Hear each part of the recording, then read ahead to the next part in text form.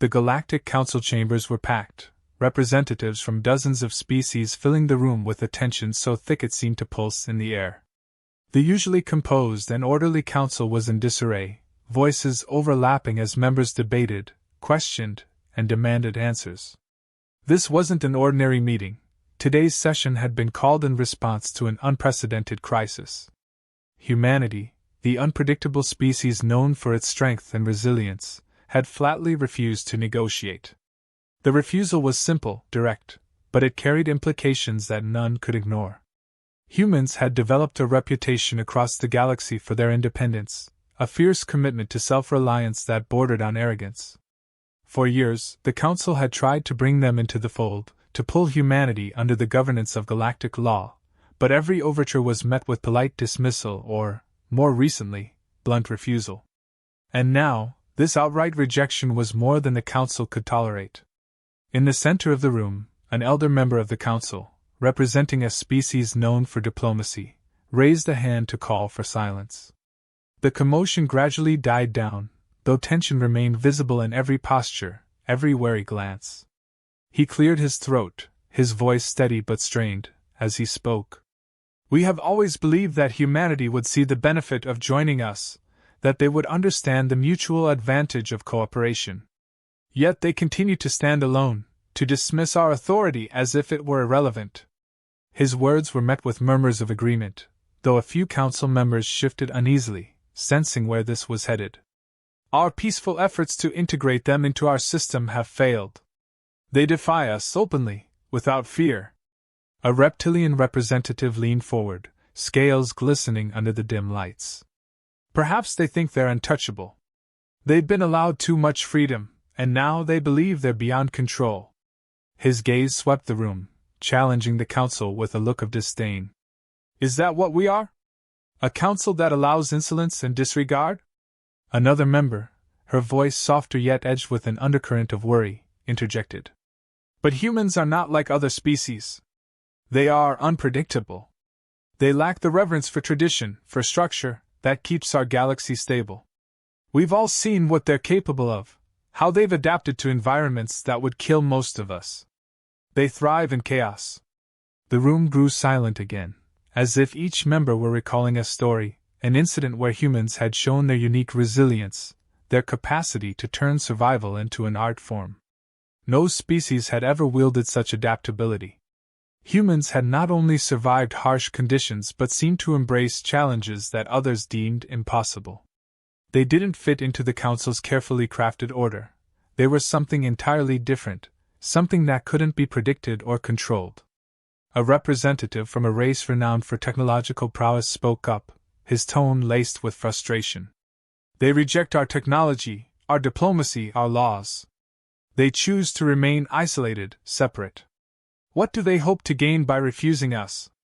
They must realize they cannot stand against the entire Council." The confidence in his voice wavered, betrayed by the subtle crack that followed his words. But even as he spoke, a murmur of dissent rippled through a group in the back. An older representative from a smaller, less influential system shook his head slowly. "They don't refuse out of arrogance. It's something deeper. Humans, they fear losing control of their fate. We misunderstand their actions because we project our values onto them. They're not rejecting us, they're safeguarding something we cannot see." This observation unsettled the room.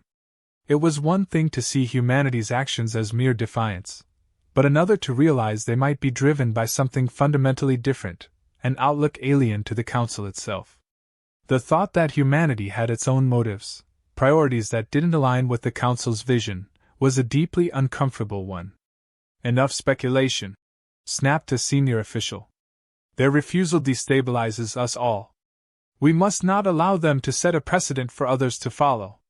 We risk others seeing this defiance as a path to independence." His voice hardened. "If we tolerate this, we invite rebellion. Order will dissolve." The fear was palpable. Humanity was a threat, not because of their strength alone, but because they were rewriting the rules of the galaxy with their very existence. It wasn't just a matter of rejecting the Council's authority. It was about the example they set. If they could exist outside the Council's influence, who else might try? The elder member raised his voice again, calling for calm. "We have tried reason, logic, and diplomacy, and they have turned their backs on all of it. But we cannot afford to act rashly. Humans, for all their unpredictability, are not mindless aggressors. They act with purpose, and we must understand that purpose before we take any drastic measures." The suggestion of understanding humanity before acting sparked a hushed argument. Some nodded in agreement, recognizing the wisdom and patience. Others, however, felt the time for understanding had long passed. They wanted control, a way to remind humanity that independence was an illusion in a galaxy bound by shared laws. "They must be shown that defiance has consequences," one representative muttered, his voice dripping with frustration. "If they refuse to cooperate, they will find themselves alone against the will of the galaxy." In the back of the chamber, a quiet voice broke through the growing tension. "And if they aren't afraid of that?" The question hung in the air, cold and heavy. It was a possibility no one wanted to acknowledge, that humans might truly be willing to stand alone, unyielding in the face of all the Council's power. That they might value their autonomy more than any alliance, any protection the Council could offer. A long silence followed, as the Council members sat with this uncomfortable reality. Humanity's refusal to negotiate wasn't an oversight or a mistake. It was a deliberate act, a calculated statement that they would not be bound by the galaxy's rules. And the Council, for all its authority, was left grappling with a truth they had never considered: they could not make humans fear them. The session ended in uneasy silence, each member retreating to their own thoughts, questioning everything they thought they knew about power and control. For the first time, the Council felt the weight of their own limits, confronted by a force that couldn't be subdued with politics or pressure. In that chamber, as the representatives filed out, one thought remained, echoing in the silence left behind: humanity wasn't asking for permission. They were declaring their right to exist as they saw fit, and the Council could either accept it, or risk a confrontation they might not survive. Humanity's history was one the Council had watched with equal parts fascination and dread. They were newcomers to the galactic scene, arriving late compared to the ancient races that filled the Council seats. Yet their impact had been immediate, disruptive, a force that drew attention whether they sought it or not. A species so seemingly fragile, limited to a single solar system until recently, yet driven by a will that defied expectation. In their early years, humans hadn't sought alliances or protection. They hadn't begged for Council endorsement or diplomatic ties. Instead, they pushed forward, expanding with a stubborn persistence, learning and adapting to harsh environments with a ferocity that left other species uneasy. While most species followed a predictable trajectory: exploration, settlement, and eventual dependence on Council resources, humanity had done the opposite. They moved quickly, decisively, and they remained independent. Where others saw uncertainty, they found opportunity. Stories of human resilience became a topic of quiet discussion. Many Council members had witnessed it firsthand. There were tales of humans surviving where they shouldn't have, enduring conditions that would break most species. Their adaptability was remarkable but unnerving. It wasn't just physical resilience, it was their minds, their drive to overcome odds, to make inhospitable worlds their own. They didn't adapt out of necessity alone, they adapted because they thrived on it. One particular incident still lingered in Council memory. An exploratory mission involving a human crew had gone terribly wrong on a distant, toxic planet. Radiation levels and extreme temperatures made survival impossible by Council standards, and the recovery team had prepared to retrieve only remains. Yet when they arrived, they found the human crew alive, improvising equipment from ship debris, creating makeshift shelters. They had lasted far beyond projected survival times, their willpower almost palpable. When questioned, their leader had merely shrugged, saying, "Giving up wasn't an option." And that was the unsettling thing, this drive that refused defeat. It was a spirit, an unwillingness to bend that went beyond logic or biology. The Council's scientific minds had tried to study it, to pin down what made humans so different, but there was no simple answer. They were relentless, even reckless. They pushed boundaries and ignored warnings, sometimes succeeding, sometimes failing spectacularly, but never seeming to regret the risks. It was as if they existed in a state of constant motion, fueled by a deep-rooted belief that anything could be overcome if they tried hard enough. This reputation grew, and so did the Council's interest in humanity. At first, it had been curiosity, then concern. Attempts were made to contact them, to integrate them into the galactic community, as was customary for emerging species. But humanity's responses had been lukewarm, polite but distant. They listened, nodded, but continued on their own path, uninterested in the Council's offers of guidance or aid. Diplomats sent to Earth often returned baffled, unsure whether they'd been politely dismissed or simply ignored. Humanity's dismissal of Council systems and procedures was perplexing. Most civilizations, upon contact, eagerly accepted Council guidance, finding comfort in the order it provided. But humans seemed to see no value in it. The rules that formed the backbone of galactic society were, to them, barriers rather than assurances. Where others found stability, they saw restriction. This attitude unsettled the Council. An independent species was tolerable, but one that saw their authority as a limitation rather than a foundation was dangerous. Then came the incidents, skirmishes on disputed territories, misunderstandings that escalated into conflicts. Humanity's response was always quick, fierce, and without hesitation. They didn't wait for permission or Council mediation, they acted as they saw fit. And each time, the Council saw a pattern emerging. Humans fought, but they didn't seek conquest. They defended, but they didn't provoke. It was as though they had one guiding principle: to be left alone. After each conflict, they issued the same message, a simple, unwavering request for autonomy, for the right to forge their own path without interference. The Council, which prided itself on diplomacy, found this bluntness both refreshing and troubling.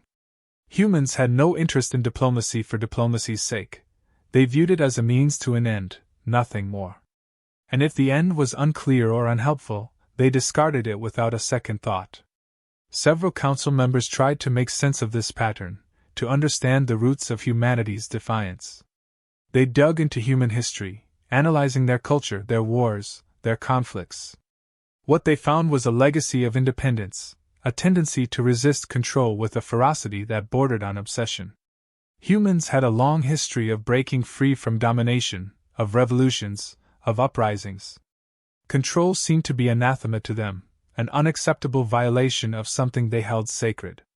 To the Council, this realization was more unsettling than any display of strength or military prowess. Humanity wasn't simply strong, they were unyielding.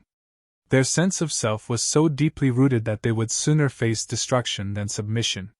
No matter how many times the Council tried to approach them with offers of unity, of shared resources and protection, humans only became more withdrawn, more insistent on setting their own terms. The Council's frustration grew, turning to fear. Humanity's refusal wasn't a misunderstanding or a lack of diplomatic finesse. It was a stance, a fundamental belief that their way of life would not be compromised. They wanted no part of the Council's oversight, no part of the structured alliances that held the galaxy together. To them, it was a cage. And it was this that the Council couldn't comprehend. To question the Council was one thing, but to openly defy the very concept of galactic unity was heresy. This defiance left the Council with a choice they hadn't anticipated. Humanity was a force that wouldn't be persuaded, and every attempt to sway them had only solidified their resolve. They were unlike any other species the Council had encountered, not because of their strength or resources, but because of an immovable will that rejected any authority outside their own. As the Council debated, voices grew louder, more desperate. Some wanted to punish humanity, to make an example of them. Others feared that such an action would only provoke them, risking a conflict they might not win. Humanity's unpredictability, their refusal to act by any rulebook, made every calculation fraught with risk. The Council could not rely on the usual patterns, the predictable responses that diplomacy depended on. In their chambers, as members argued, one fact became painfully clear. Humanity didn't need them. They had grown, evolved, and adapted without the Council's intervention, and they would continue to do so with or without permission. They weren't looking for approval. They were demanding respect, a place of their own on their own terms. And as much as it frightened the Council, they couldn't deny the truth. Humanity was no longer an emerging species to be guided or molded. They had become something the Council had never faced, a fully independent force, one that would shape the galaxy not by permission, but by presence alone. The Galactic Council had exhausted nearly every diplomatic avenue, each more generous than the last. The humans continued to respond with the same steady, unwavering stance, refusal. In a last attempt to avoid outright conflict, they dispatched an esteemed delegate, a figure well versed in negotiations and compromise, with orders to meet humanity face to face and convey the Council's latest offer. It was a proposition that nearly every other species would accept without question: resources, protection, and a prominent voice within the Council's decision-making processes. The delegate arrived at a neutral station on a moon orbiting the human-held sector. It was as close as the humans would allow any Council representative, a boundary they had made explicitly clear. The station, stark and functional, reflected humanity's practicality and focus on purpose over form. The delegate, accustomed to the ornate beauty of Council chambers, found the surroundings both uninviting and unnervingly efficient. When the human representative arrived, they offered no elaborate greeting, no diplomatic platitudes. They took their seat, direct and focused, exuding a calm confidence that left the delegates slightly unsettled. Humans were known for their unpredictable intensity, and the delegate felt the weight of that reputation in every moment of silence that passed between them. The delegate cleared their throat and began, outlining the Council's offer in practiced, careful terms. The Council was prepared to recognize humanity as a full member, granting them access to exclusive resources, advanced technologies, and even a degree of autonomy within their own sector. The Council was willing to go further than ever before, bending rules and adapting policies, all in an effort to bring humanity under its protective banner. With each point, the delegate spoke with a conviction honed by years of successful negotiations. The human representative listened quietly, their expression unreadable, eyes steady. They didn't interrupt, didn't shift, or show any reaction that might reveal their thoughts. When the delegate finished, there was a brief, charged silence. The delegate waited, expecting at least some questions, some indication that the human might be considering the offer. Instead, the human leaned forward slightly, their voice low but clear. "Thank you for your proposal, but our position remains the same. Humanity will not be joining the Galactic Council." The bluntness of the statement sent a ripple of shock through the delegate, who struggled to hide it. They had expected hesitation, maybe even the need for further concessions, but not outright rejection. Suppressing a flare of frustration, the delegate pressed on, attempting to reframe the offer. Surely the humans could see the advantages: access to resources they had yet to develop, security from potential threats, a chance to integrate with the larger galactic society. But the human only shook their head, the hint of a slight smile playing at the corner of their mouth.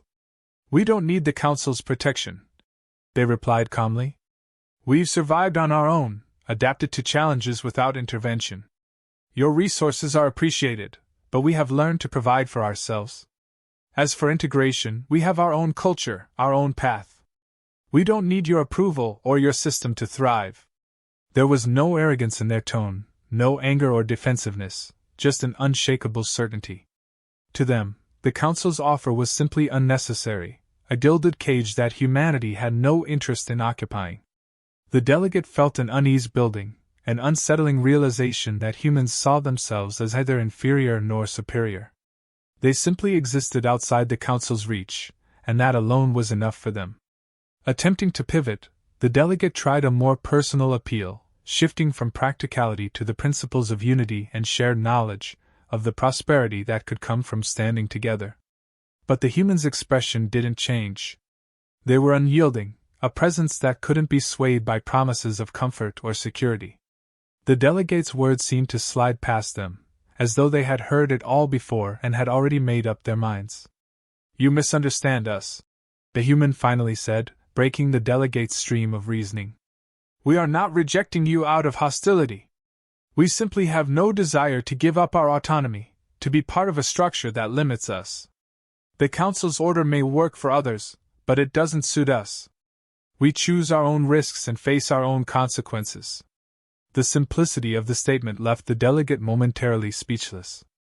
The humans weren't arguing for superiority, nor were they antagonistic. They didn't see themselves as above the council but apart from it, a species that followed a different compass, one that didn't align with galactic protocols or expectations. And that dissonance was the root of the council's discomfort. Humanity wasn't merely refusing membership. They were asserting a different way of existence, one that challenged the council's very assumptions of order and unity. The delegate, realizing they were losing ground, tried once more to highlight the advantages of collaboration, of shared resources and knowledge. But the human's expression remained unchanged, unwavering. The council's greatest allure, its power, its resources, its protection, had no hold over them. "We appreciate the council's efforts," the human concluded, their tone polite but firm. "But we are not interested in sacrificing our freedom, even for the benefits you offer. Our autonomy is not something we negotiate." The delegate felt a deep frustration, bordering on desperation. How could they make the humans understand that isolation would only bring more risks, more threats? But the humans seemed almost amused by the delegate's persistence, as if they understood something that the council didn't, a truth buried beneath the rhetoric and diplomacy. "It's not that we're blind to risk," the human said, sensing the delegate's distress. "We understand the dangers of standing alone, of refusing the safety that the council offers. But we are willing to face that risk, to live by our choices, without interference or oversight." The words lingered, stark and resolute, and the delegate felt a chill of realization. The council's offers were irrelevant because humanity was driven by something far deeper than survival or prosperity. They valued something the council had never had to consider: the freedom to stand on their own, no matter the cost.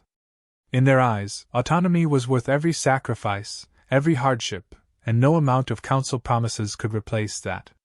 Defeated, the delegate sat back, recognizing that no further arguments would sway the human. Humanity's refusal wasn't about stubbornness or pride, it was a core belief, an unshakable foundation that the council's influence could never touch.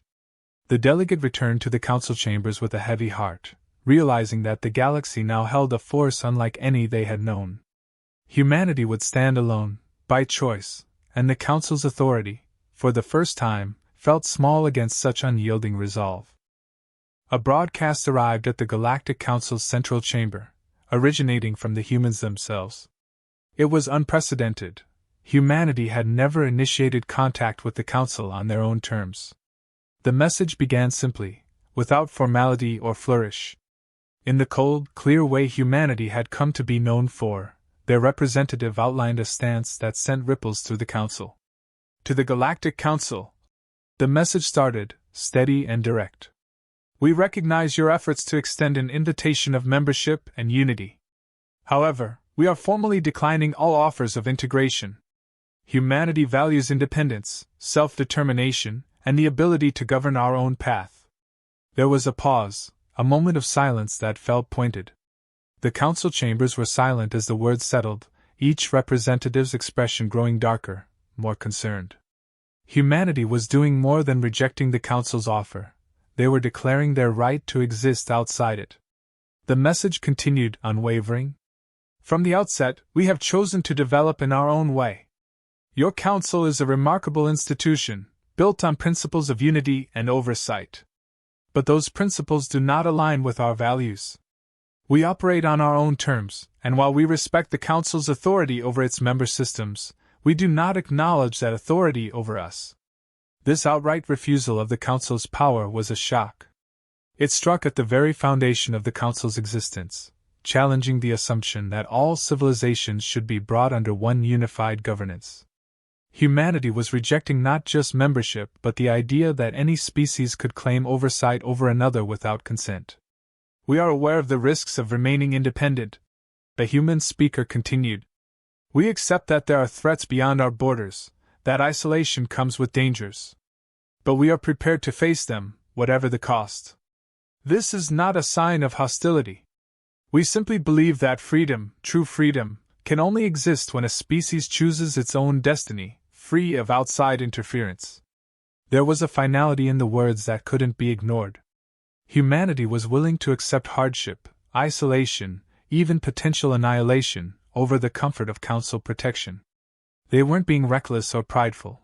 Their refusal was a matter of principle, a belief so ingrained that they were willing to risk everything for it. The Council members exchanged looks, an unspoken fear beginning to spread among them. This wasn't the response of a reckless or naive species. It was the calculated, informed decision of a civilization that had assessed the risks and made its choice. Humanity didn't fear the Council. They were prepared to face whatever consequences might follow. Then the tone of the message shifted, becoming firmer, more resolute. We do not seek conflict with the Council, nor do we wish to provoke hostility. But understand this clearly: we will defend ourselves, and we will not yield. Any attempt to force our hand, to impose your authority on us, will be met with resistance. The Council representatives sat in stunned silence. Humans weren't threatening war, but their stance was unmistakable. They were prepared to defend their independence to the last, willing to go to any lengths to protect it. The Council, which prided itself on diplomacy and unity, was unprepared for such a blunt, unapologetic assertion of sovereignty. The human message continued, each word a measured blow. We respect the Council's mission to maintain order and peace among its member species. But we are not part of that mission, nor do we wish to be. Our history has shown us that true peace can only exist when it is chosen, not enforced.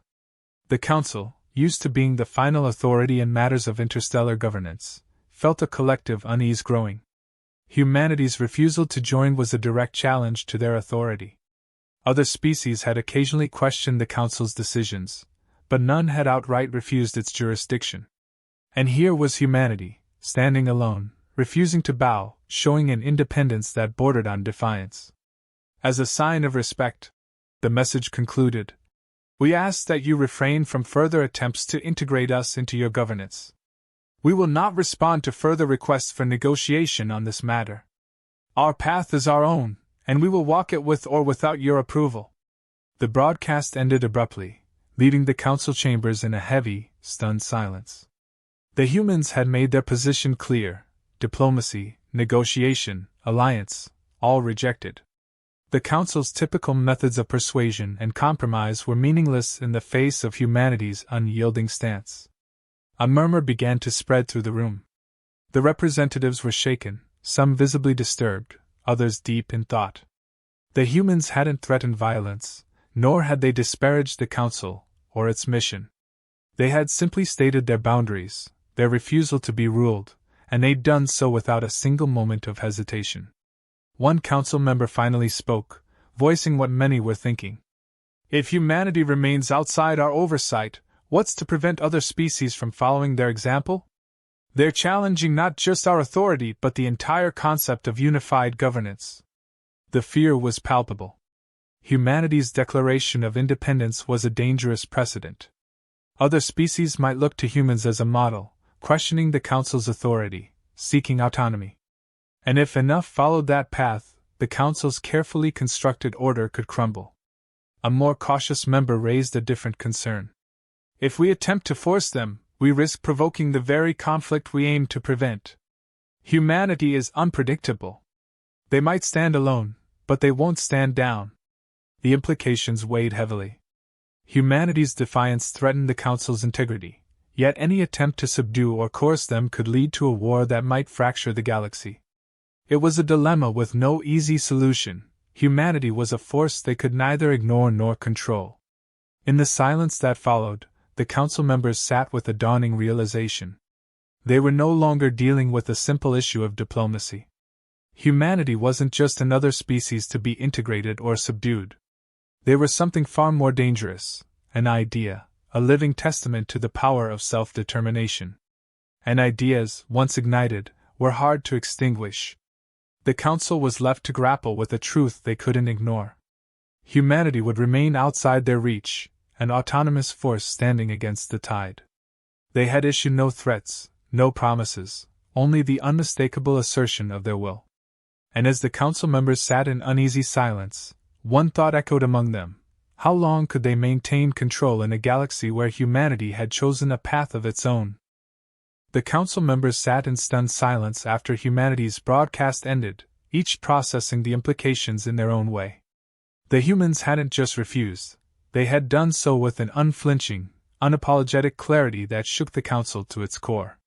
For millennia, the council had existed as the ultimate authority, a unifying body that brought order to the chaos of the galaxy. Now, one species had declared themselves outside its reach, outside its laws, and that defiance was like a fracture running through the council's very foundation. A murmur began, low and tense, growing louder as the representatives argued, each species reacting differently to humanity's defiance. Some, like the more militaristic factions, were ready to respond with force, unwilling to allow such open rebellion. To them, humanity was a threat that had to be neutralized before it could spread.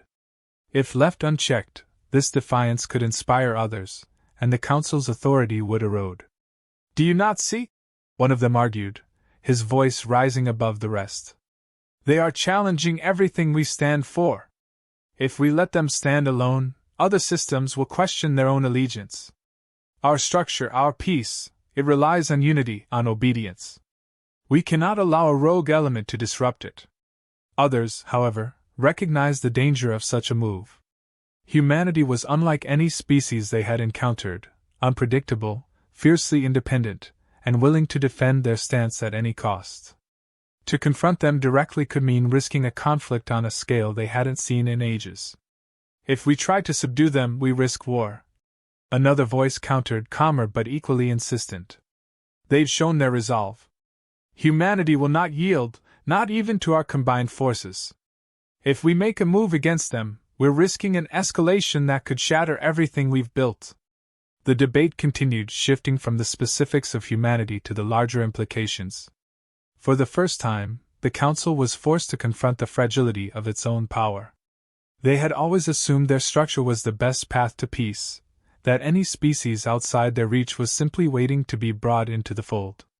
But humanity had shattered that illusion. They had exposed the truth the Council had long ignored: peace was only peace when it was chosen freely. One of the older Council members spoke up, her voice measured but filled with gravity. "Humanity is forcing us to see our own limits. We cannot control them, nor can we control the minds of others who see their stance. If they succeed in standing alone, they will prove that the Council's authority is not absolute, that unity is not the only path." This thought unsettled the room, filling the Council members with a strange mix of fear and resentment. Humanity's message was a challenge, not of strength but of principles. They were demanding something no species had ever dared to claim: true autonomy, the right to exist without Council oversight, to choose their path without interference. It was a stance that threatened the very foundation of the Council's ideology, and they knew it. But as the arguments wore on, a quiet realization began to settle among the Council members. Humanity's defiance had exposed a weakness they hadn't anticipated, not in their military or technology but in the perception of their authority. They were powerful, but only insofar as other species agreed to abide by their rules. Humanity had simply opted out, and for all the Council's influence, they found themselves unable to force the humans back into line without risking everything. A grim silence fell over the chamber, punctuated by the occasional murmur. The Council had always operated on the assumption that every species could be persuaded, either through diplomacy or force. But humanity's decision had defied that assumption, and in doing so, they had revealed the Council's own vulnerability. For the first time, they saw that their reach was not as all-encompassing as they had believed. Finally, one of the Council's most respected voices spoke, addressing the room in a tone that brooked no dissent. "We must accept that humanity is beyond our control. Any attempt to force them will not only fail but will damage our standing across the galaxy. We have to let them be, no matter the risks." This decision didn't come easily, and many were still unsettled. But as each representative weighed the alternatives, it became clear that attempting to subjugate humanity would only embolden them further. In the end, they saw the truth: humanity was a force that couldn't be bent, only respected from a distance. The decision was reluctant, filled with a quiet sense of defeat, but it was made nonetheless. humanity would be left alone, their autonomy recognized, their independence unchallenged. It was a compromise none of them had expected, and yet it was the only option that wouldn't risk open rebellion, not just from humanity but potentially from other species who might be watching. The council dispersed that day in a state of unease, each representative grappling with the new reality that humanity had forced them to confront. For the first time, the council had encountered a species that couldn't be brought to heel, a species willing to stand alone, to challenge an order that most had accepted without question. And as the council members returned to their own systems, the weight of this shift lingered. From that day forward, humanity was known as the rogue element of the galaxy, the species that had chosen a different path, one that defied the norm and stood outside the council's control. And in the back of every council member's mind, one question lingered, a silent, unspoken fear: would humanity's defiance inspire others to seek the same freedom?